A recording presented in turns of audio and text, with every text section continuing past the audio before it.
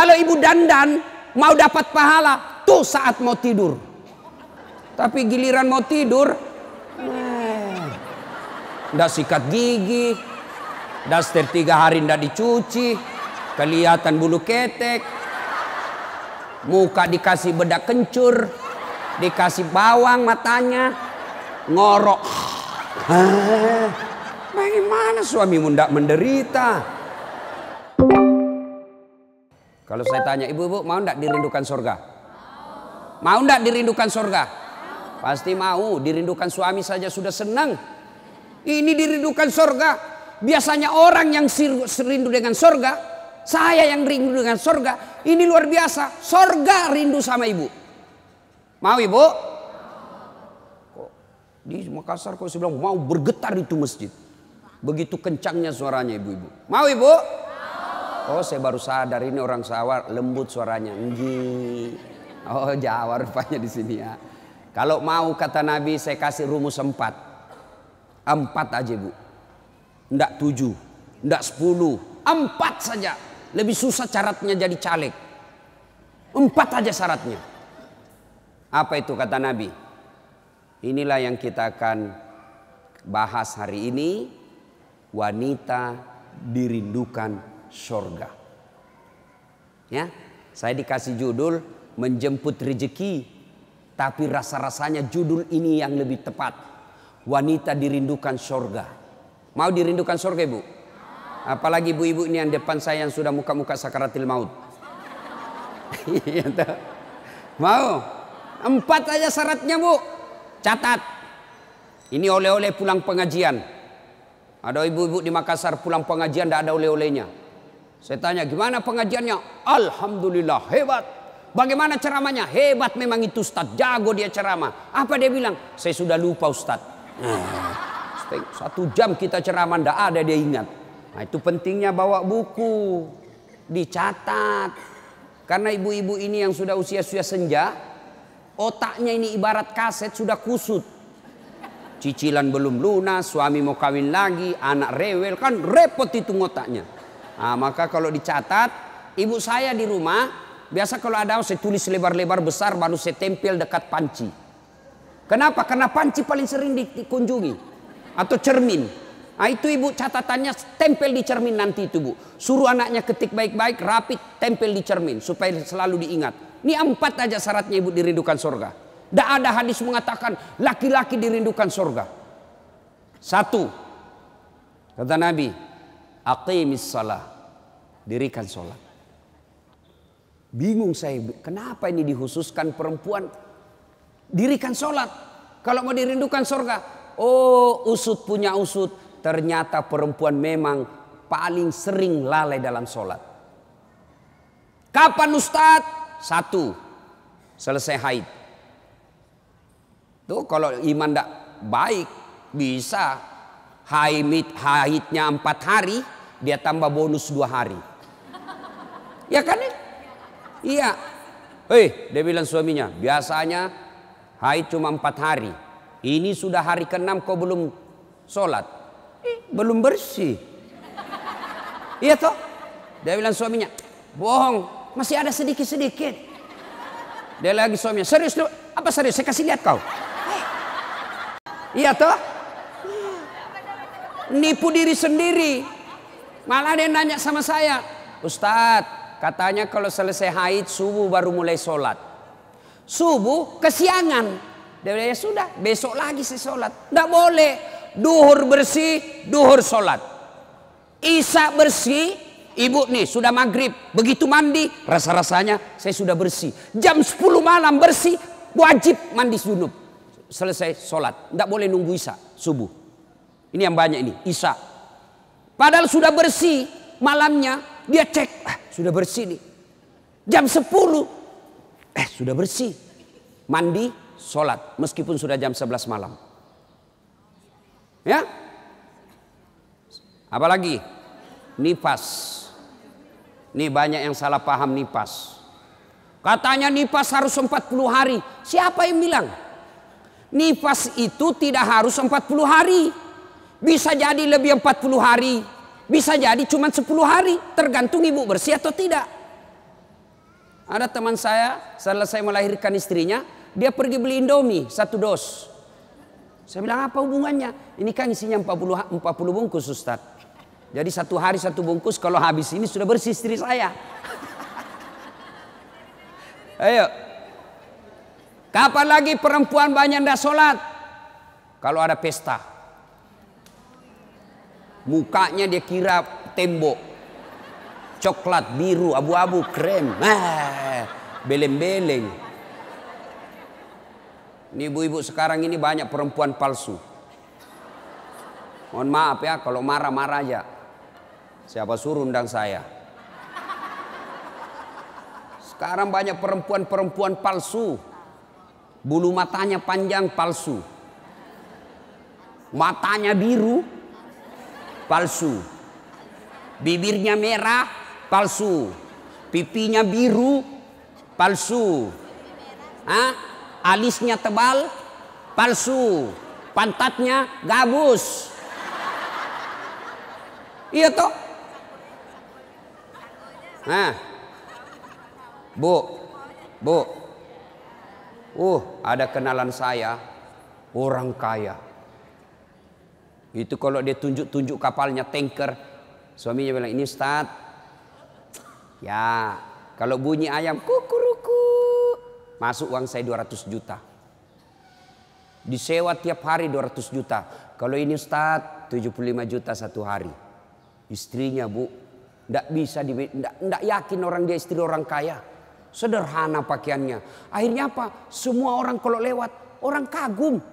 Tahu ndak? Orang kaya loh itu. Sederhana pakaiannya. Ndak glamor. Orang jadi teladan. Kenapa? Dia kaya tapi tidak macam-macam pakaiannya. Orang senang lihat. Ini sudah ndak kaya, ndak terkenal. Gede ganyanya. Kayak sudah tabrak tiang listrik. Beleng-beleng. Tahu beleng-beleng? Dongo. Tahu dongo? Beleng-beleng. Tahu beleng-beleng? Dongo. Tahu dongo? Beleng-beleng. Beleng-beleng itu Rocky Gerung bilang dungu. Dungu atau oon. Tahu oon? Es krim ditiup. Itu beleng-beleng itu. Banyak perempuan tidak sholat gara-gara make up. Make up. Make up. Shadow. Eyeshadow. Malah ada model baru saya lihat ibu. Dikasih lebih lagi putih-putih di sininya. Apa bedanya sama belek? Ayo. Sekarang ini kita dibodoh-bodohi sama artis. Memangnya artis idola kalian? Yuk, ada lagi yang lebih beleng-beleng. Dikasih lebih lagi alisnya sini nih. Ada lebihnya sedikit naik. Gini modelnya. Saya bilang kenapa lagi dikasih lebih? Dia bilang seperti artis Korea. Artis Korea baru sudah pensiun. Apa ini dibodoh-bodohi sama make up?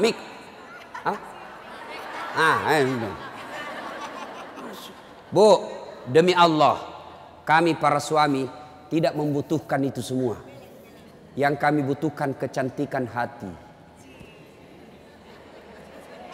Ini cantik-cantik, memang cantik, tapi bukan untuk nyenangin suami. Kalau ibu dandan mau dapat pahala, tuh saat mau tidur. Tapi giliran mau tidur, ndak sikat gigi, daster 3 hari ndak dicuci, kelihatan bulu ketek, muka dikasih bedak kencur, dikasih bawang matanya, ngorok. Bagaimana suamimu ndak menderita? Giliran mau pergi pengantin, Masya Allah, cantik betul. Ibu untuk apa cantik-cantik ini? Biar ibu mondar-mandir macam-macam. Tetanggamu tahu ini tetangga saya. Andai kau robat cak menjadi selebriti, mukamu tidak dikenal orang kaya artis Korea, oke lah. Tapi biar diapain orang tahu juga, ini tetangga saya ini. Udahlah. Apalagi ibu yang rajin majelis taklim. Tiap minggu, tiap pekan hidup pengajian. Tapi tidak ada perubahan itu. Rugi. Habis waktu. Tidak ada guna. Mending tinggal di rumah tidur. Majelis taklim. Sudah 4 tahun majelis taklim. Tiap pekan dengar pengajian. Tapi make upnya malas dia sholat. Ya kan? Kalau hati cantik meskipun muka tidak halus. Orang senang. Ya, gara-gara mikam tidak sholat. Jadi bagaimana solusinya Ustadz? Kalau pengantin, mau pengantin, gimana solusinya? Wudhu dulu, baru tancap, sudah itu tahan kentut. Biar sudah wudhu, batal. Sedikit aja keluar Ustadz, batal. Tidak habis Ustadz, batal. Nah, apalagi yang membuat orang ibu-ibu nih banyak ndak sholat. Selesai haid, nifas, make up. Yang keempat, apa? Jilbab. Banyak ibu-ibu malas sholat gara-gara jilbabnya susah dipakai. Jilbab sakaratil maut. Saya ibu sudah keliling-keliling ceramah. Mana-mana saya ceramah. Saya ke Filipina Selatan, jilbabnya orang Melayu sana. Segitiga saja, 1 peniti selesai. Malaysia juga begitu. Saudi malah 1 lubang masuk selesai. Tapi coba lihat jilbabnya ibu Indonesia. Ngeri bu. Ada kayak ada talinya 2 meter, diikat-ikat. Disimpan di lehernya. Itu diikat lehernya. Lalu dikasih kembang. Sudah tidak bisa goyang itu lehernya. Nah, iya toh? 3 lapis. Ini penutup kepalanya 3 lapis. Ada kuningnya, abu-abu, coklat. Dikasih mereng lagi sedikit. Coba. Lalu ada kayak pohon di belakang. Biasa kalau ada pengantin. Gimana caranya dia pakai ini ya? Nah, sudah diikat lehernya, pakai pula rok yang sempit. Rok sempit. Jalanlah dia bilang suaminya, buru-buru bu, ketik-ketiknya. Tunggu sebentar pak. Beleng-beleng. Beleng-beleng. Coba kalau lebar, kan enak lari dikejar anjing.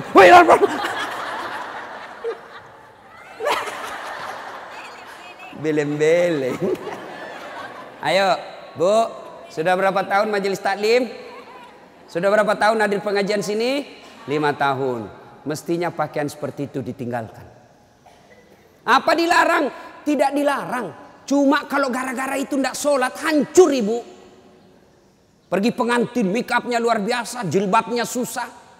Tiba waktu sholat, dia bilang suaminya, bu, ini sudah mau hampir asar. Kok belum sholat duhur? Kok pergi sholat? Sadar lo pak. Ya saya sadar, saya suruh kau sholat. Sadar lo pak. Ya saya sadar, ya saya suruh sholat. Opi sholat, apa kata? Kau ndak lihat ini jilbab saya? Ini 2 jam.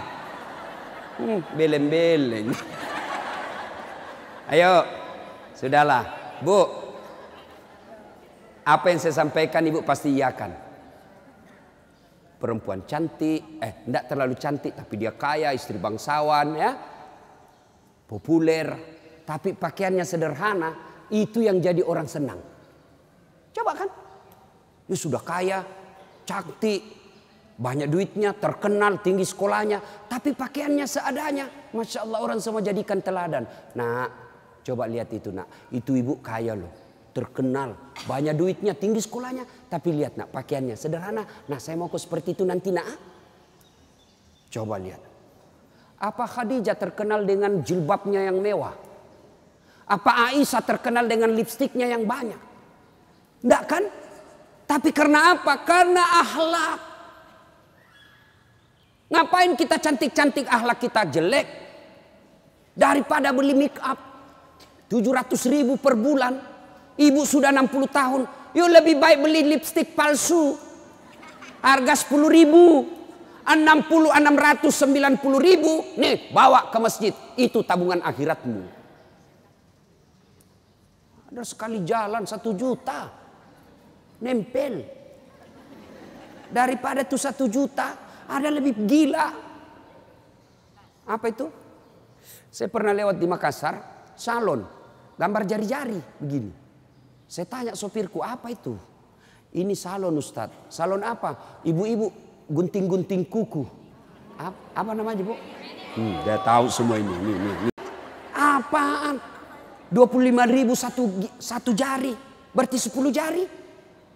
250.000. Apa lebih tidak enak itu 250.000 kau tabung untuk akhiratmu dikubur? Ya Ibu. Ya. Lipstick 20.000. Eyeshadow 70.000. Ini alis 70.000. Sudah berapa habis duit kita? Ya. Dengar ini yang suka cukur-cukur alis. Laknat Allah kata Nabi bagi mereka yang mencabut dan mencukur alisnya. Tuh, enggak usah baku lihat Ibu. Boleh gambar alis, boleh, tapi jangan pakai tato. Ini tato alisnya. Tak haram itu Bu. Mau gambar alis silahkan, pakai pensil celak. Tidak ada pensil celak Ustadz, cari krayonnya anak.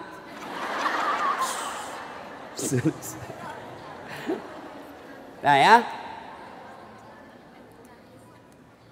kalau ada pengantin, ibu-ibu silakan make up, tapi jangan berlebih, jangan gara make up dan jilbab ibu tidak sholat, padahal sudah 5 tahun majelis taklim. Auzubillah min zalik, tidak ada gunanya itu. Maka tunaikan sholat dengan sebaik-baiknya, ibu akan dirindukan oleh surga. Saya sudah sholat Ustadz, kenapa hidup saya masih susah? Berarti sholatnya belum sempurna. Ada yang di sini sakit Ibu, asam urat, gula, kecil buat Allah sembuhkan itu. Kecil. Apa susahnya Allah sembuhkan penyakit itu? Kecil. Cuma kadangkala ketika kita sakit kita lupa Allah. Kita lebih senang ke dokter. Emang dokter yang sembuhkan penyakit? Ya, mohon maaf kalau ada dokter di sini. Sampai detik ini saya belum pernah ketemu dokter yang hebat. Kenapa? Begitu saya ke dokter, saya juga yang kasih tahu penyakitku. Iya toh? Assalamualaikum dok. Waalaikumsalam Ustadz. Masih sini Ustadz. Kenapa Ustadz? Mencret-mencret dok. Mules terus perutku dok. Kenapa bisa? Dalam hatiku, ya urusanmu dong, kalau kau dokter. Masa saya kau tanya? Yang hebat kalau baru muncul, Ustadz pasti mencret.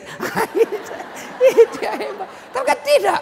Allah tanpa diberitahukan, tanpa curhat, Allah tahu apa penyakitnya ibu. Maka datang sholat. Sudah itu sholat, sudah itu sholat, sudah itu sholat, baru ke dokter. Ayo perbaiki sholat ibu. Tidak ada susahnya Allah kasih dunia. Ustadz, saya sudah 30 tahun rantau ke Jogja. Tidak bisa beli rumah Ustadz. Masih ngontrak-ngontrak. Tidak usah cari capapnya. Periksa sholatmu. Saya sholat Ustadz. Kok begitu hidupku? Berarti belum ikhlas. Mana buktinya belum ikhlas? Suka nunda-nunda sholat. Asar sholatnya dekat duhur. Duhur sholatnya dekat asar. Berarti ibu perhatikan dah. Coba, sholat maghribnya itu juga wudhunya asar, itu juga maghrib, itu juga isya karena berdekatan. Itu tidak ikhlas. Sholat Ustadz, betul ibu sholat, tapi pakaiannya itu juga dipakai masak, itu juga dipakai bertetangga, itu juga dipakai ke pasar, itu juga dipakai tidur, tidurnya ngiler lagi. Ini. Pas dibangun suaminya, dipakai lagi sholat, najis. Pantas 30 tahun sholat, sholatnya tidak bisa memperbaiki hidupnya. Kenapa? Sholatnya tidak sesuai yang diajarkan Nabi. Saya sholat Ustadz, betul ibu sholat, tapi tidak semangat. Allah.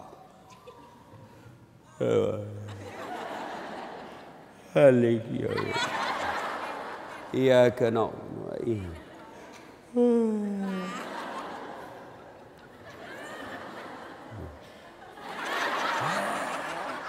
Ada juga yang sholat seperti itu. Ada yang sholat gitu. Allahu Akbar. Sholat kayak ditiup angin.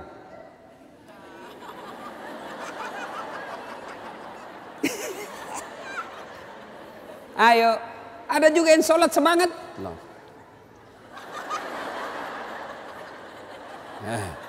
Kan ketawa karena ibu membayangkan diri sendiri. Ada juga yang sholat cari duit. Allahu Akbar. Iya kena budu'i.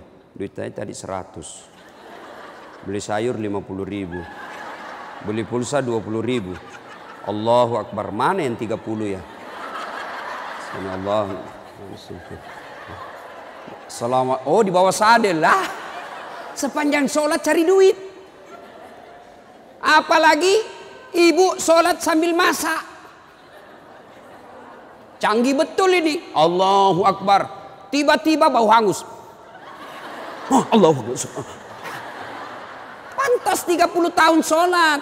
Maka majelis taklim yang baik, majelis taklim yang faedah, majelis taklim yang manfaat, ada perubahan setelah dia ikut majelis taklim. Mungkin sebelum majelis taklim seperti itu sholatnya, pulang majelis taklim tidak seperti itu lagi. Ada perubahan, ya. Karena juga itu majelis taklim saya lihat lomba baju seragam. Malah ada yang curhat sama saya, Ustadz bubar saya majelis taklim Ustadz. Kenapa? Belum lunas seragam kita, ada lagi yang baru. Itu. Padahal yang mau beli pengat seragam ini ya pengurusnya. Pengurusnya hanya 5 orang aja. Ya, yang kaya-kaya. Ini aja yang berdiskusi 5 orang. Ini jelek mulai kabur, nih ada nih yang baru, ganti lagi. Orang belum lunas diganti lagi. Majelis taklim yang baik bukan yang banyak seragamnya, tapi yang tambah ilmunya, tambah akhlaknya. Itu yang baik. Ya. Perbaiki sholat. Bu ya. Bu. Sholatullah Mullah ala toha Sholatullah salamullah ala yasin habibillah. Biasanya kalau saya ceramah ada air di samping saya. Cari-cari ini dilupa ini panitia. Satu ya. Satu ibu. Sholat. Maka ibu. Halo ibu. Ibu. Bu. Ibu ndak usah cemas kalau anaknya ndak tahu bahasa Inggris. Ibu ndak usah cemas kalau anaknya ndak tahu bahasa Korea. Ibu ndak usah cemas kalau anaknya ndak punya kerja, pengangguran. Ndak usah cemas. Yang ibu cemaskan kalau anaknya sudah mau dilamar masih tidak sholat. Itu yang ibu perlu cemaskan. Ya, kan ibu-ibu sekarang hebat betul anaknya Ustadz. Kenapa? Tuh masih SD sudah pintar bahasa Inggris. Apa hebatnya? Banyak yang begitu. Tidak percaya? Ibu ke Inggris. Demi Allah bu, anak-anak di sana baru belajar bicara pakai bahasa Inggris. Apa yang hebat? Banyak yang begitu. Yang hebat anaknya ibu, sampean punya anak, panjenengan punya anak, pergi majelis taklim, pergi ke pasar, anaknya yang masih SMA nelpon ibunya, matur nuwun bu, ini sudah duhur, bu sudah sholat enggak? Ibu sudah kaya itu. Asar lagi nelpon lagi anaknya, mak, lagi di mana mak? Masih di tempat kajian nak, masih di tempat arisan. Mak, ini sudah asar. Jangan sampai ibu sibuk ngurus arisan lupa sholat. Itu anakmu yang kaya. Pernah di SMS begitu anaknya bu? Pernah? Paling di SMS, mak kirimi pulsa. Maka ibu dari kecil anak-anak diperkenalkan sholat. Ya, mau dirindukan surga, syarat pertama aqimis shalah, dirikan sholat. Tidak cukup yang 5 waktu, tambah sunnah. Sunnah apa Ustadz? Yang sederhana. 1, sholat sunnah duha. Ibu-ibu, ada enggak di sini yang punya tanah 1 juta hektar? Anda usah 1 juta. 100 hektar ada di sini bu? Ada? Enggak ada. Tapi ibu mau enggak punya harta? Lebih dari 100 hektar. Lebih dari 10 provinsi. Mau? Itulah sholat sunat fajar. Ayo. 2 rakaat sebelum ibu sholat subuh. Itu nanti ketika ditimbang kata Nabi. Yang 2 rakaat ini lebih berat 2 rakaat ketimbang dunia dan isinya.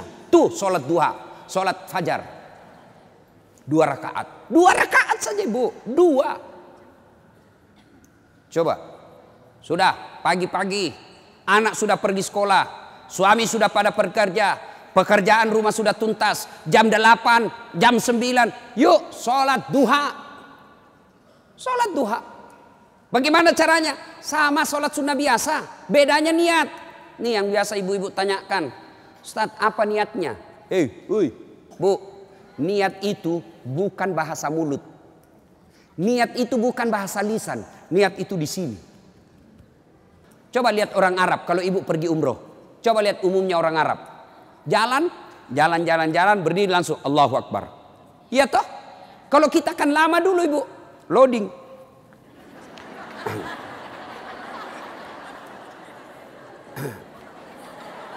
Allah. Duduk. Saya tanya, kenapa tidak jadi sholat ibu? Saya lupa sholinya. Boleh tidak ucapkan. Mau ucapkan silahkan. Usalli sunnatal duha raka'ataini lillahi ta'ala. Saya niat salat sunnah duha 2 rakaat. Sunnah hukumnya bagi saya lillahi ta'ala. Allahu Akbar. Tuh.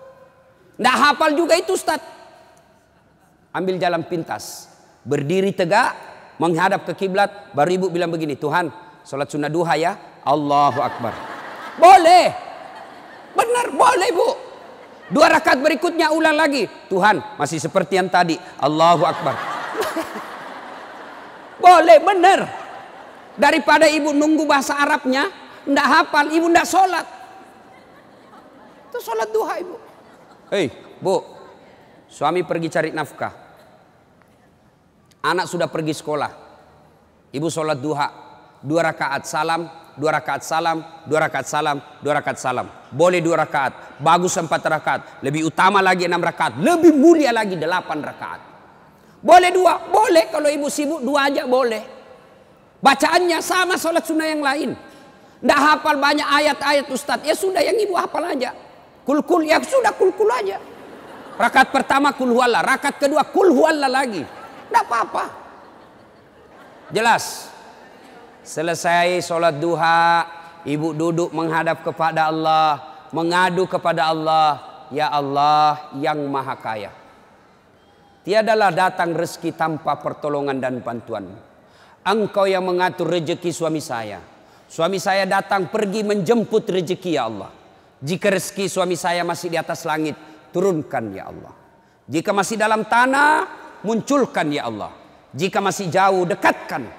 Jika masih sedikit, cukupkan. Dan yang lebih penting ya Allah, berkahkan. Doa tidak harus bahasa Arab. Banyak orang selesai sholat, baca doa. Tapi dia tidak tahu apa intinya doa. Doa itu tidak harus bahasa Arab. Nih rezeki saya. Belum sholat duha ini sudah keluar. Langsung 2, ada pula rotinya. Masya Allah ya. Coba ibu. Doa itu kalau bahasa Bugisnya mapaletu. Bahasa gaulnya curhat. Silakan ibu curhat. Bahasa hati. Bukan bahasa Arab. Ibu bahasa Arab belum lagi salah ucap. Nggak ngerti apa yang ibu baca. Malaikat bingung. Apa maksudnya ini ibu ini? Apa maksudnya ini ibu? Mau minta rezeki ternyata doanya apa? Minta anak. Bingung kan malaikat. Jadi boleh bu. Ya Allah. Bukakan pintu rezekiku ya Allah. Mudahkan suamiku memperoleh rezekinya ya Allah. Sudah itu SMS suami. Bang, jangan menghalalkan segala cara. Baru aja aku doakan abangku selamat dalam mencari nafkah. Salam sayang selalu dari istrimu di rumah. Senang itu. Saya ibu, itu istri saya. Kalau dia SMS begitu, saya kasih lihat semua temanku. Istriku ini SMS-nya. Coba SMS begitu suaminya bu. Jangan galau bang, jangan putus asa bang. Rezeki Allah yang tentukan. Selama abang berusaha, rezeki itu ada. Pun kalau terbatas, percayalah saya tetap setia mendampingimu. Pernah SMS begitu suaminya? Paling SMS-nya bang, jangan lupa singgah beli gas ya. Yuk, sholat duha.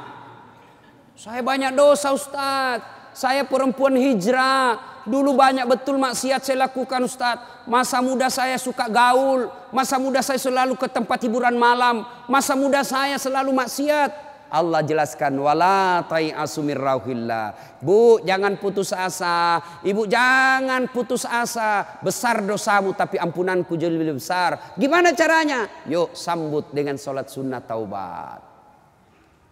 Gimana sholat sunat taubat Ustaz? Sama sholat tahajud, sama sholat duha. Cuma beda waktu, beda niat. Jadi ibu ndak ada kegiatan nih, sudah maghrib. Datang ke masjid, nunggu isya, ndak usah pulang. Nunggunya sholat taubat 6 rakaat. 2 rakaat salam, 2 rakaat salam, 2 rakaat salam. 6. Boleh 2? Boleh.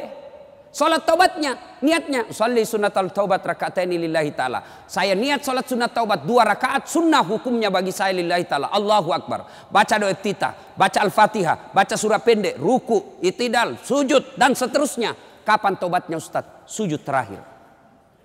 Sujud terakhir. Ibu taubat.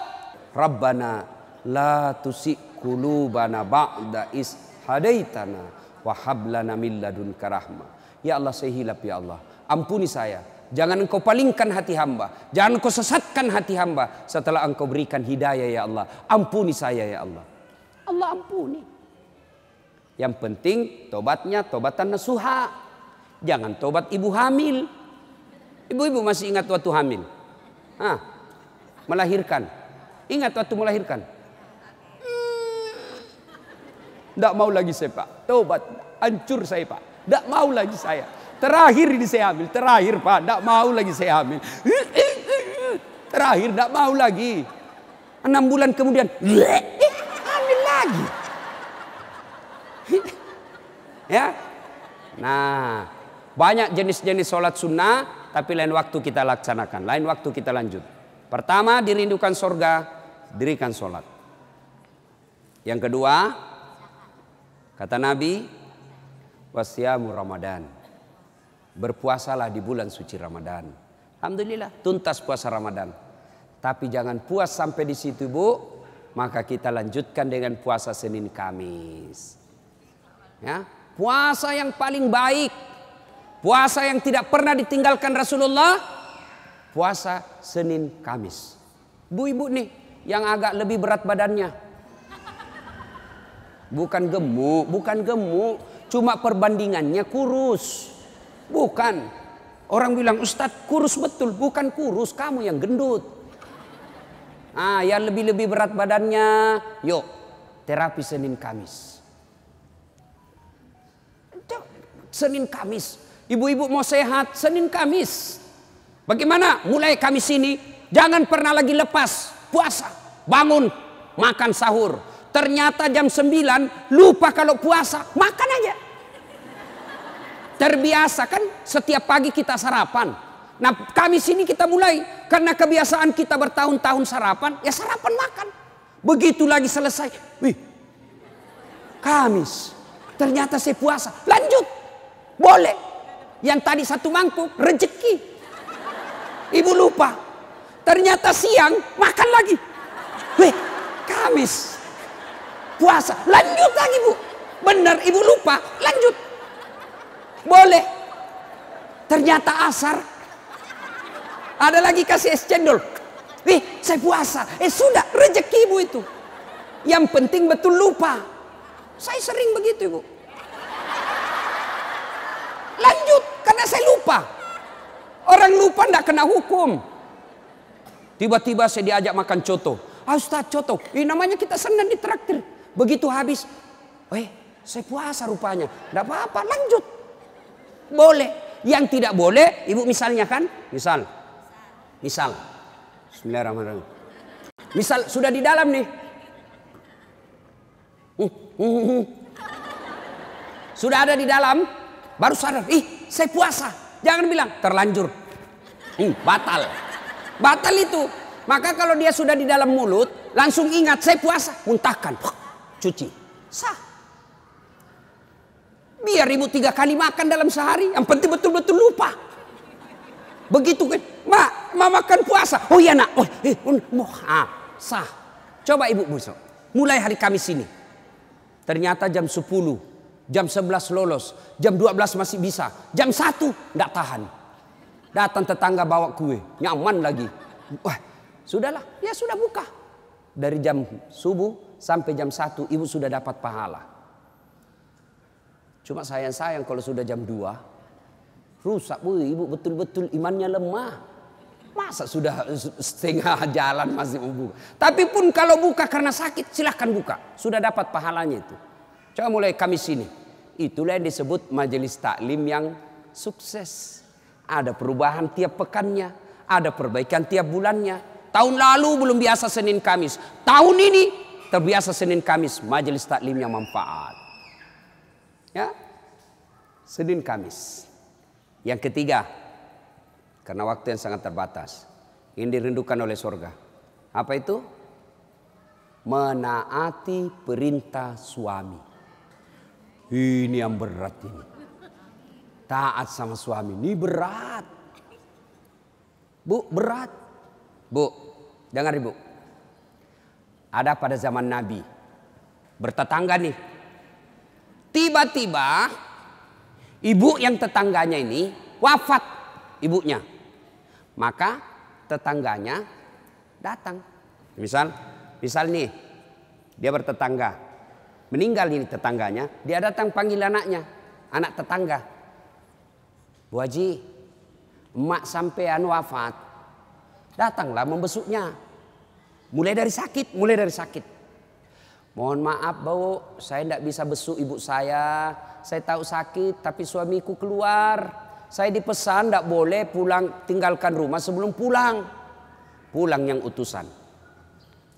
Sakaratil maut sudah ibunya, datang lagi. Bu, ibu sampean sudah sakaratil maut. Datanglah kau besuk. Mau sekali tapi mohon maaf suami saya belum pulang. Pulang lagi utusan. Wafat ibunya. Bu, yang terakhir kalinya, bumu sudah wafat, maka mau dimakamkan, kau datanglah sekali aja sebelum dimakamkan. Apa kata ibu? Mohon maaf, suami saya belum pulang, saya dilarang keluar sebelum pulang. Saya doakan ibu saya dimakamkan. Tidak datang ini anaknya. Marah ini utusan. Dia datang kepada Nabi melapor. Ya Rasulullah, keterlaluan betul itu tetangga saya. Mulai dari sakit, sakaratil maut, sampai wafat, dimakamkan, tidak datang besu ibunya. Saya 3 kali datang memanggilnya ya Rasul. Nabi kata, wih, nak durhaka betul itu. Kok bisa begitu? Kenapa bisa? Ya Rasulullah, suaminya pergi. Jihad, perang. Dipesan sama suaminya. Jangan pernah tinggalkan rumah sebelum saya pulang. Mendengar ini, apakah Nabi marah? Subhanallah, dengar ibu. Subhanallah. Nabi lalu bersabda, alhamdulillah, diampuni dosa ibu yang wafat karena punya anak, istri yang taat sama suaminya. Masya Allah. Kira-kira masih ada istri zaman sekarang begini? Masih ada. Baru 10 menit pergi suaminya, dia telepon temannya. Datang aja, suami saya sudah keluar. Bu, taat sama suami. Itu pintar redanya ibu masuk surga. Ibu mau tanda fungsi utama suami? Bu, halo ibu. Fungsi utama seorang suami. Ibu mau tahu? Mau tahu ibu? Jalan pintasnya ibu masuk surga. Passwordnya masuk surga. Kenapa? Ridha suami itu ridhanya Allah. Kalau ibu sudah ridhanya, suami sudah ridha sama ibu, Allah tersenyum kepada ibu. Sebaliknya kalau suami tidak senang sama ibu, tidak pernah baik hatinya suami sama ibu, percayalah, susah ibu masuk surga. Betul, ridhanya Allah itu tergantung ridha suami. Kenapa bisa Ustadz? Karena kami ini suami yang nanggung ibu dunia akhirat. Ibu kira enak jadi suami? Dipikir bagaimana supaya kita bisa beli mobil, ibu bisa enggak kena matahari jalan. Kami pikir suami bagaimana supaya ibu bisa pakai baju baru tiap bulan supaya saudaramu enggak menghina kamu. Dipikir bagaimana supaya suami istri saya pakai emas, berlian supaya tetangganya enggak menghina dia. Itu dipikir semua oleh suaminya. Mana ibu pernah pikir bagaimana supaya saya belikan suamiku berlian? Pernah ibu? Ayo. Bukan cuma di dunia, di akhirat pun ibu ditanggung oleh suami. Beruntunglah wanita Islam. Wanita Islam itu sebelum diperiksa semua amal-amalnya, sebelum diperiksa puasanya, diperiksa hajinya, ada 4 laki-laki yang harus menanggung dia. 4 laki-laki yang harus menanggung ibu. Siapa? 1, orang tua, bapak. 2, suami. 3, anak laki-laki. 4, saudara laki-laki. Ini 4 yang bertanggung jawab terhadap ibu. Kenapa itu perempuan dia pakai jilbab? Ditanya suaminya, ditanya bapaknya, ditanya anak laki-lakinya, ditanya saudara laki-lakinya. Ternyata ini 4 laki-laki yang tidak beres, maka ibu bebas tugas. Itu enaknya jadi perempuan Islam. Beda kami laki-laki. Biar kami sholat, ketua majelis ulama, hafal Quran, istrinya tidak pakai jilbab, istrinya tukang gosip, istrinya tidak puasa, istrinya tidak nutup aurat, istrinya tidak sholat. Demi Allah, ku ampusakum wa ahliku. Suamimu, nih kau masuk neraka sama istrimu. Ditanggung ibu dunia sampai akhirat. Suamiku tukang selingkuh, Ustaz. Suamiku pemabuk, suamiku tukang tipu, suamiku koruptor. Tidak ada hubungan, dia yang tanggung dosanya. Ibu kalau baik agamanya, tadkhulul jannati bisalam. Kata Nabi, nih 7 pintu surga. Ibu pilih mana yang ibu mau masuki. Tidak ada urusan dengan suamimu. Itu enaknya. Jadi ibu jangan suka ngomel-ngomel. Beruntunglah ibu menjadi wanita Islam. Supaya sekali ngeluh, suami saya Ustaz. Ini lebih parah lagi, dia curhat di Facebook. Ada juga ibu-ibu sekarang suka sekali ungkap aib suaminya di medsos. Di mana di kau? Tak kusangka kau begitu. Kesepian banget, pret. Apa yang begini? Ya, ibu taat perintah suami. Passwordnya ibu masuk surga, ridha suami. Tapi kalau ibu durhaka sama suami, susah. Perempuan sekarang kan banyak tidak hormat sama suaminya. Ketika Nabi Isra Mi'raj kan diperlihatkan. Masuk Nabi surga, Masya Allah banyak betul penghuni perempuan. Begitu Nabi masuk neraka, na'udzubillah min zalik, lebih banyak lagi perempuan di neraka. Lalu ditanya Nabi sama sahabat, kenapa bisa begitu ya Rasul? Ada 2 kelemahan perempuan. 1, tidak bisa tahan mulutnya cerita kejelekan orang. Yang kedua, dia tidak taat dan tidak mensyukuri suaminya. Itu sebabnya. Kalau ibu pandai mengendalikan mulut tidak cerita orang. Yang kedua, taat sama suami. Gampang ibu masuk surga. Cuman kita kan ini penyakit kita. Datang begini masih gosip tuh. Damai tapi gersang.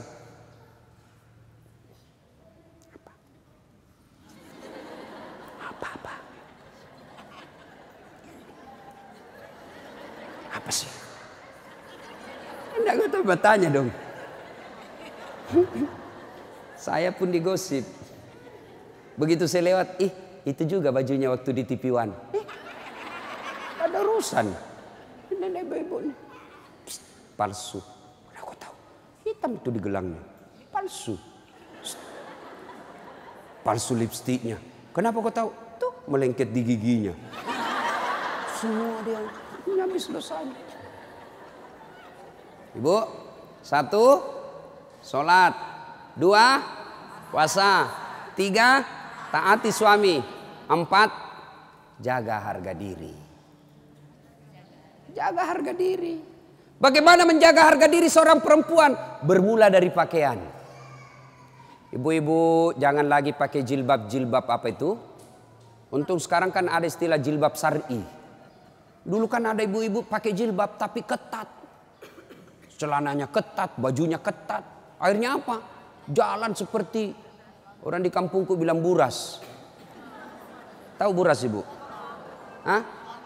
Lontong. Lontong. Coba lontong kalau dibuka kan masih ada kentara itu anunya, bekas-bekas ikatannya. Bu, wanita soleha, istri yang baik, pakaiannya tidak seperti itu. Salah satu menjaga harga diri, tidak pernah keluar tanpa izin suaminya. Kan biasa ibu-ibu keberatan, kok suami lagi? Tapi ingat ibu, ridanya anak ada sama ibu.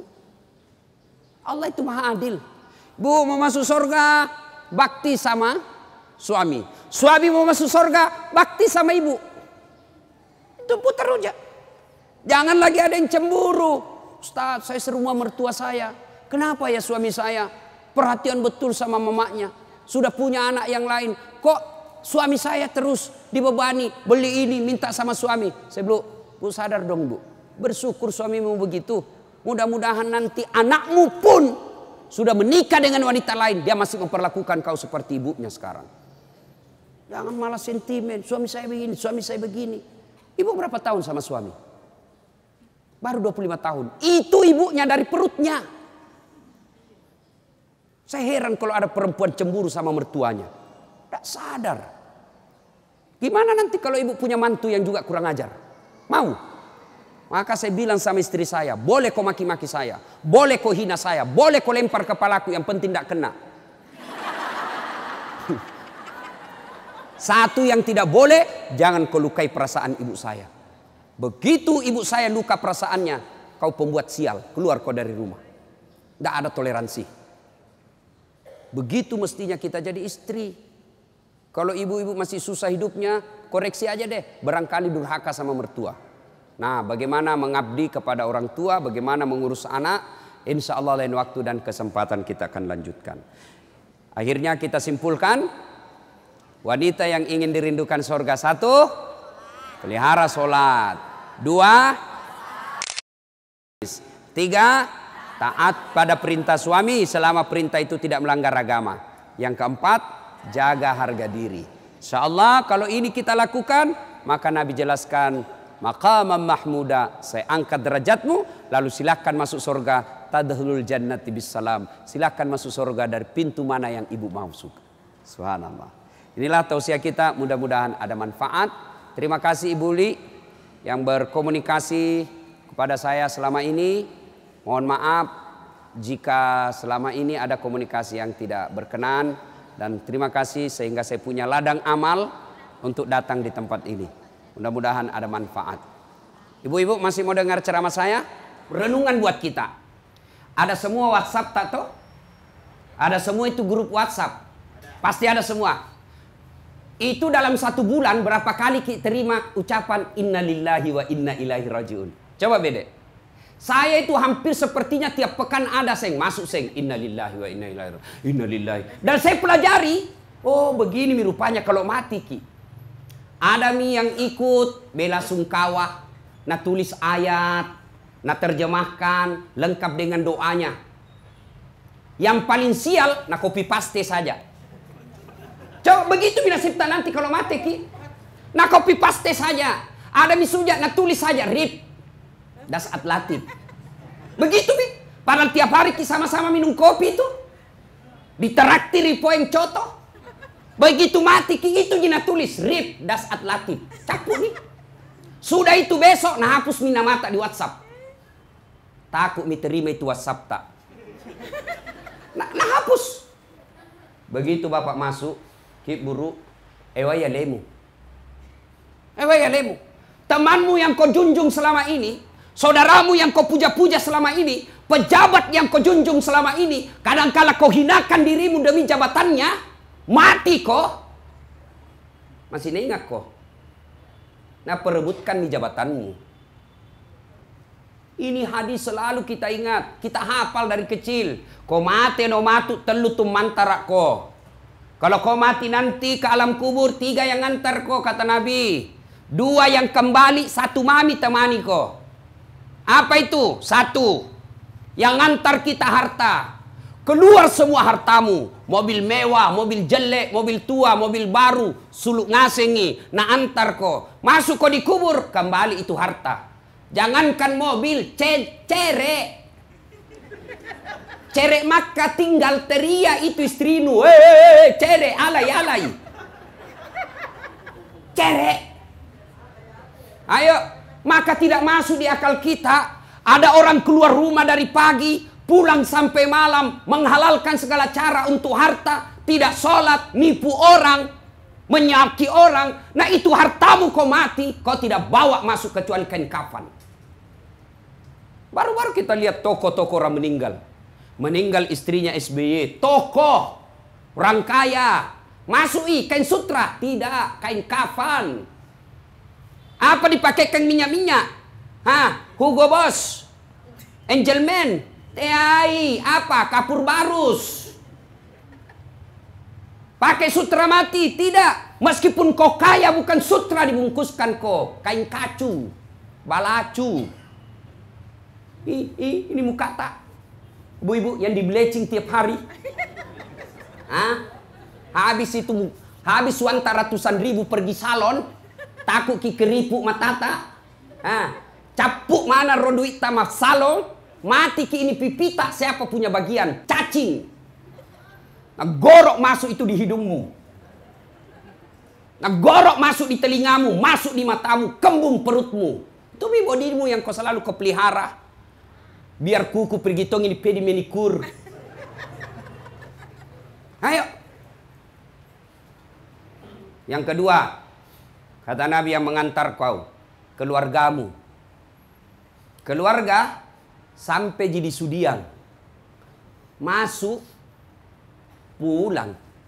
Mana mama waktu tak dua anak muda na gombal ki. Gunung kan kudaki. Lautan ku seberangi. Masjid kau lewati. Masjid di masjid, ibu. Mati ki besok-besok. Kira-kira mau masuk di kubur itu suami tak? Jangan dulu masuk. Nah temani maki saja di atas kubur tak sampai malam besoknya. Bikin tenda di situ. Mau kira-kira? Dek memang nah. Mati ki mak bene sih. Lagi dan ini memang tidak salah. Waya lemu.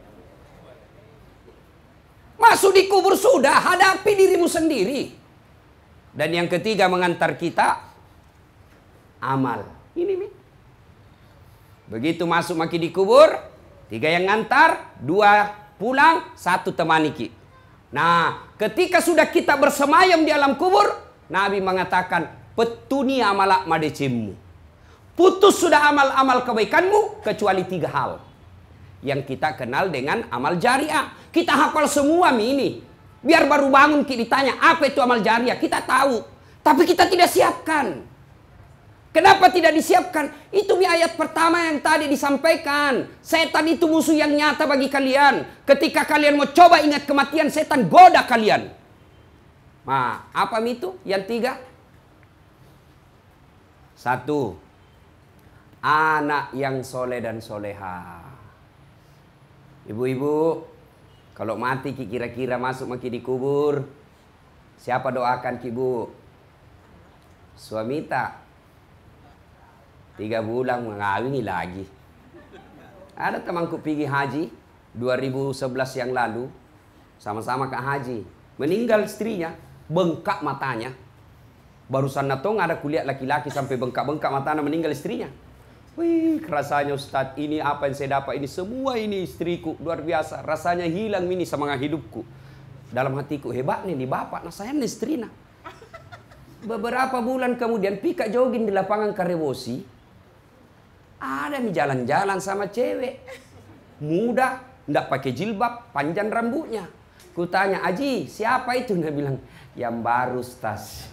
Oh, nakal dupai makolakenmu.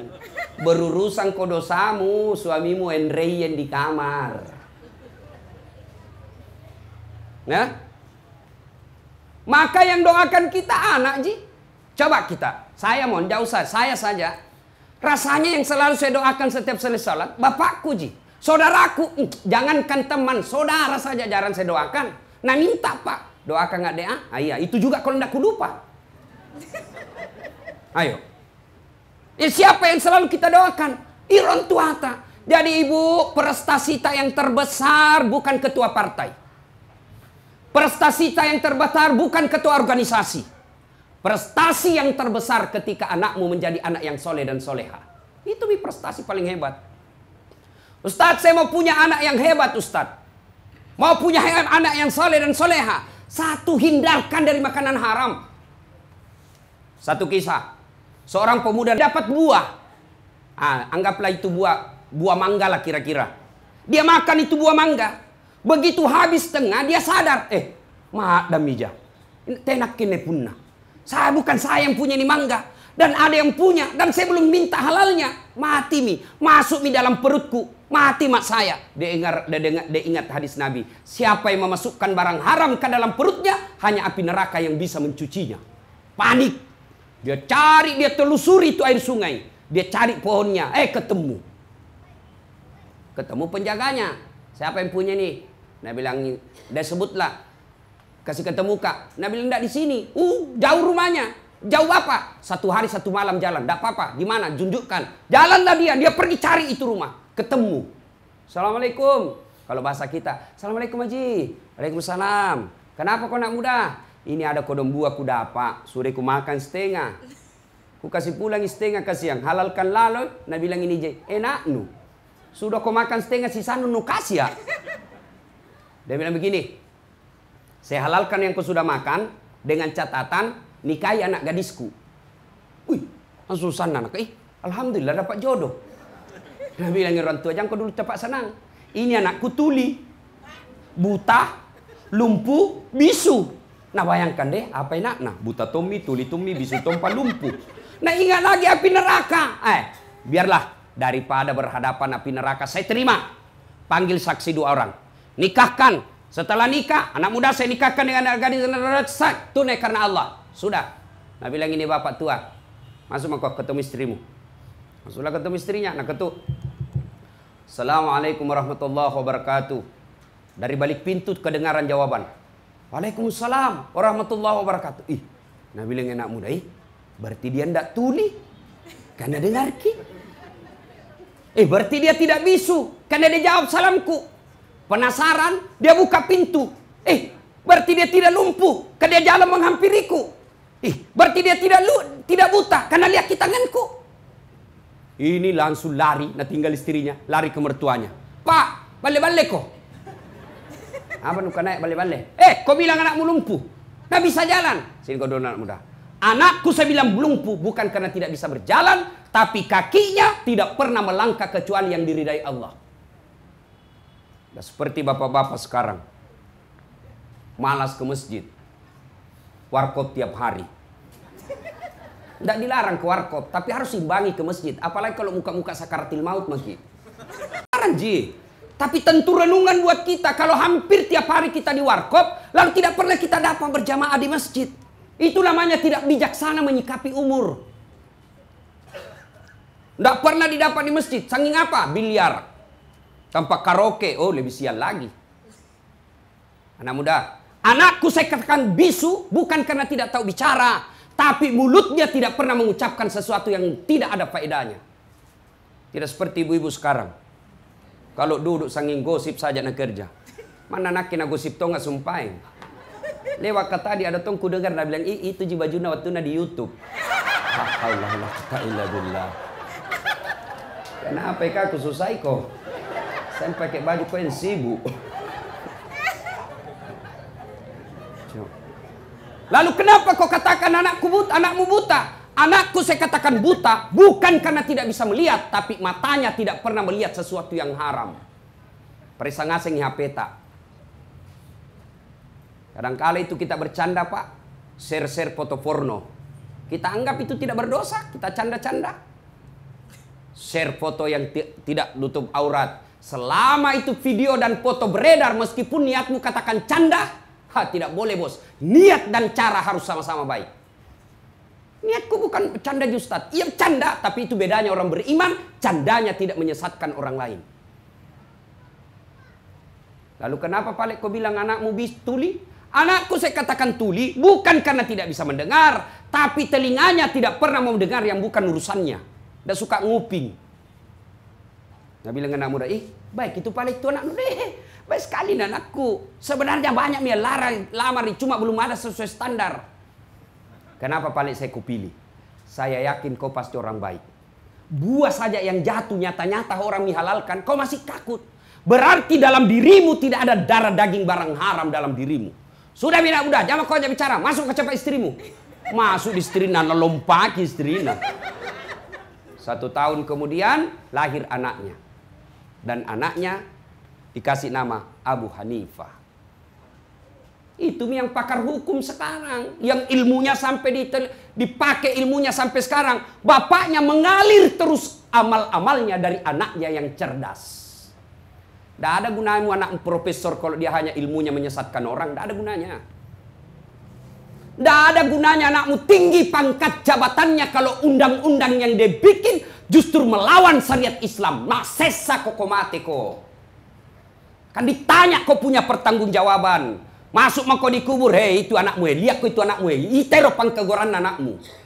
Maka disitulah frustrasinya seorang ibu selalu mengingatkan anaknya. Sayang 1000 sayang sekarang.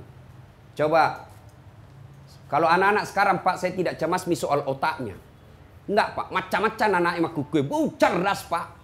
IP-nya itu mahasiswaku Pak, rata-rata 3 ke atas. Bahkan ada yang selesai 4,00. Cerdas anak-anak kita sekarang. Nek motor saya saja kalau mau WhatsApp Kak, 2 pegang tanganku masih salah-salah ketik. Coba itu anak-anak milenial sekarang, nek motor bisa itu meng-SMS. Hebatnya itu anak-anak cerdasnya anak-anak tak sekarang. 1 kurangnya, kurang ngajar.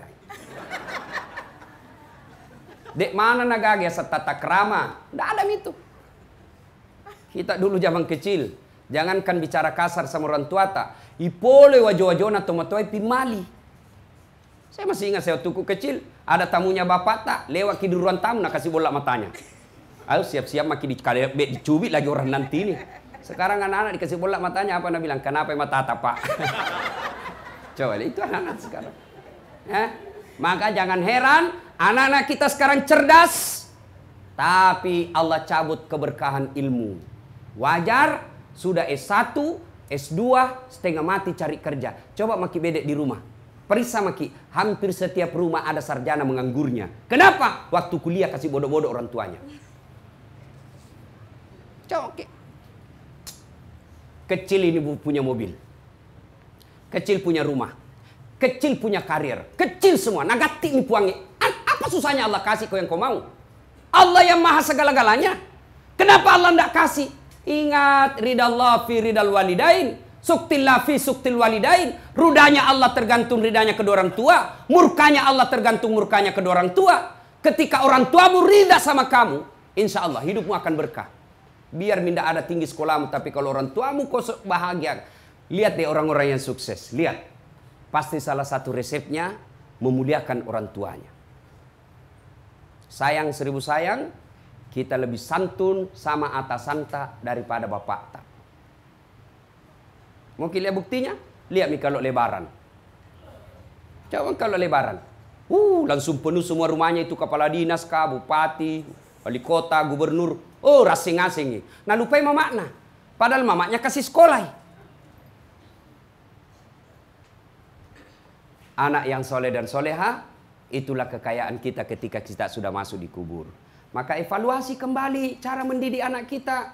Silakan baca pedoman membina anak hasil riset UIK psikologi pendidikan, silakan, enggak salah. Tapi sesat dan menyesatkan ketika bapak tinggalkan Quran. Bagaimana konsep Quran mendidik anak? Buka surah Luqman.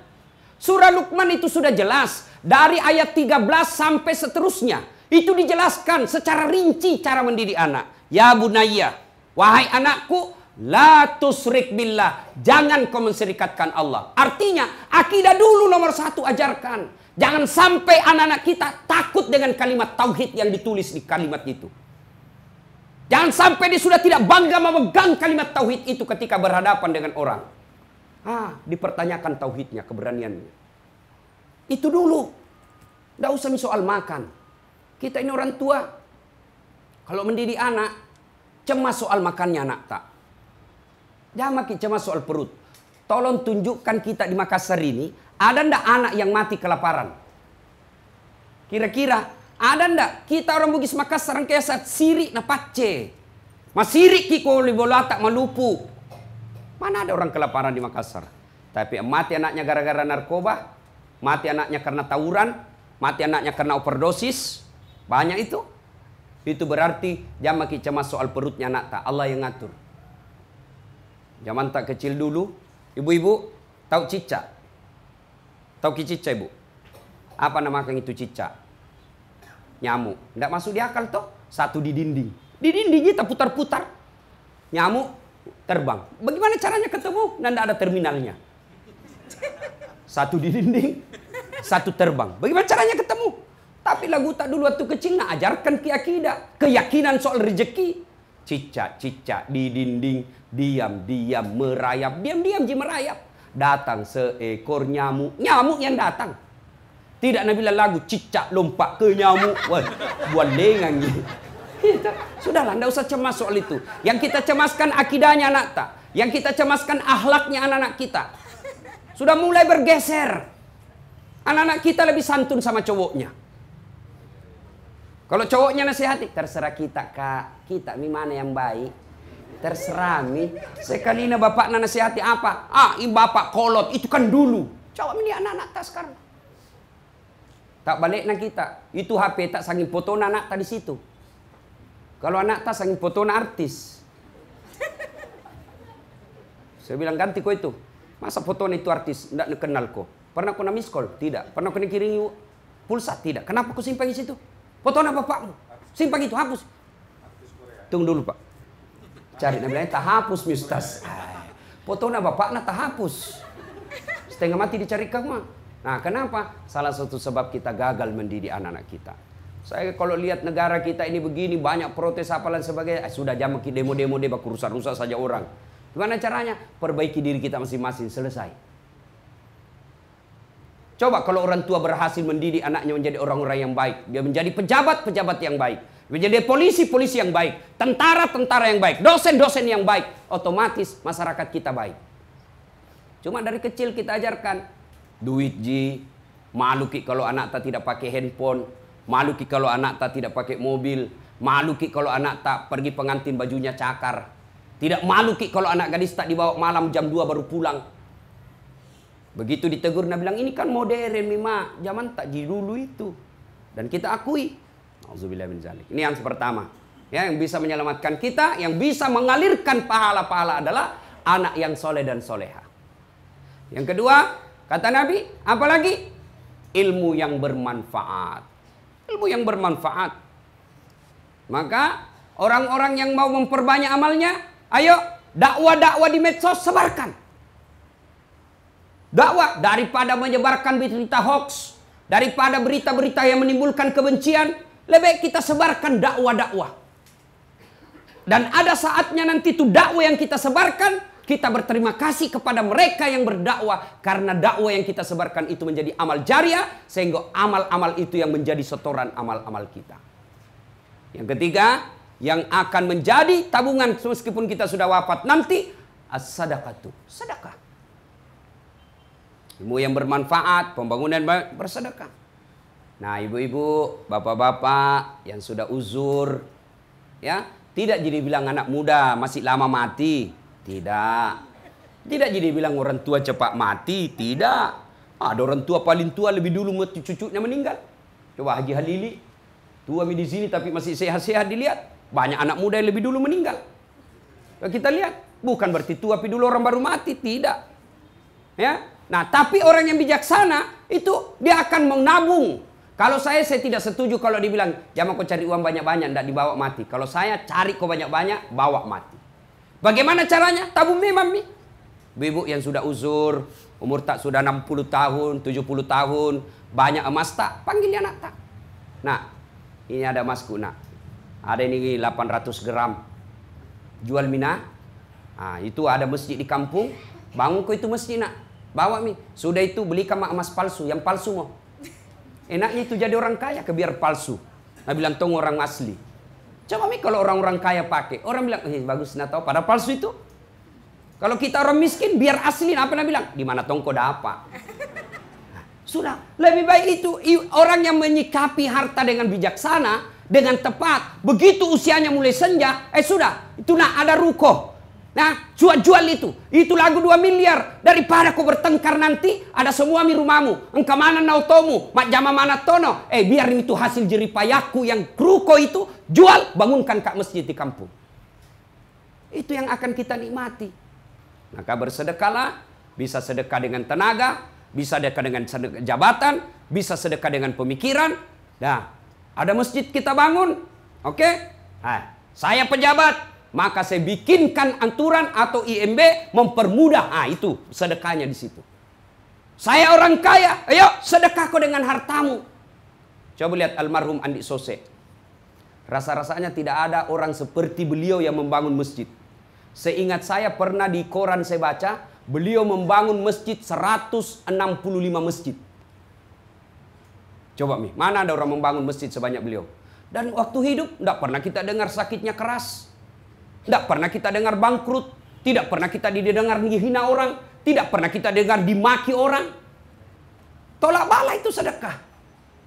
Bersedekah. Bangun masjid, luar biasa. Nah, ibu bapak, saudara-saudara sekalian, bersedekahlah. Insya Allah, sedekah itu memperpanjang umur, memurahkan rezeki, tolak bala. Begitu kita sudah meninggal, coba buka Quran. Ketika kita sudah jadi jenazah, lalu kita dimakamkan, lalu kita bangkit, lalu kita gosok mata, ketemulah kita dengan malaikat. Lalu kita berkata, wahai malaikat, hari apa ini? Malaikat berkata, ini hari kebangkitan yang pernah Allah janjikan kepadamu. Oh, mati mah ini kodong. Iya. Lalu kita berkata, wahai Allah, kembalikan saya ke dunia. Paling suka kolinoe kasih namomi cinampak. Kasih kembali ke dunia, meskipun sekejap saja. Untuk sholat, bukan. Untuk haji, bukan. Untuk zakat, bukan. Untuk apa? Saya hanya ini berkata, ya Allah, saya sedekahkan hartaku fisabilillah. Itu kalau kita sudah informasi Quran, mati-mati. Nah, kenapa kita sekarang masih hidup? Tidak kita bersedekah. Sedekah, insya Allah, itulah amal-amal yang akan mengantarkan kita. Ibu bapak, saudara-saudara sekalian, akhirnya Allah Subhanahu wa ta'ala bertanya dalam Al-Quran, apa man kana mu'minan kaman kana fasikan? Sama ndak orang beriman dengan yang fasik? La yasta'un. Tidak sama kata Allah. Dekna pada. Ammal ladzina amanu wa amilus salihati falahum jannatul ma'wa. Bagi mereka yang beriman, beramal soleh, kami kembalikan mereka ke dalam sorga. Sorganya dunia, insya Allah sorganya akhirat. Wa ammal ladzina fataqu fama'wahumun nar. Bagi mereka yang pembangkang, pura-pura beriman, Islam pencitraan, fasik, kami kembalikan mereka ke dalam neraka. Nerakanya dunia, nerakanya akhirat. Jelas dalam surah As-Sajdah. Maka mesti menjadi pemikiran buat kita semua. Orang yang beriman dan beramal soleh, Allah kasih dia sorga. Sorga dunia, sorga akhirat. Orang yang fasik, pura-pura beriman, kami kembalikan ke mereka neraka dunia, nerakanya akhirat. Semoga Allah Subhanahu wa ta'ala menghindarkan kita dari azab neraka dunia dan azab neraka akhirat.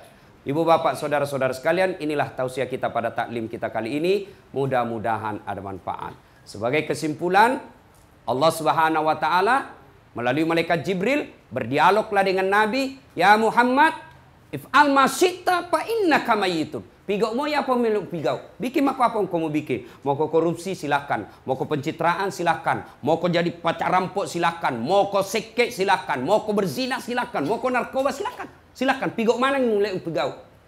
Tapi kata malaikat Jibril kepada Nabi, tapi ingat pasti kamu mati. Tidak usah banyak kita ingat ceramahku malam ini, cukup sebelum kita tidur tanya diri kita masing-masing. Kematian adalah sesuatu yang pasti, sudah siapkah kita menghadapi kematian? Dan apa bekal sebaik-baik menghadapi kematian? Tak lain adalah takwa. Salah satu di antaranya adalah memelihara hubungan kepada Allah dengan taat beribadah, terutama sholat. Lalu memelihara hubungan kepada sesama manusia, terutamanya kepada memuliakan orang tua. Demikian, semoga ada manfaat. Lebih dan kurangnya mohon dimaafkan. Nun wal kalam misturun. Billahi fi sabilil haq. Assalamualaikum warahmatullahi wabarakatuh.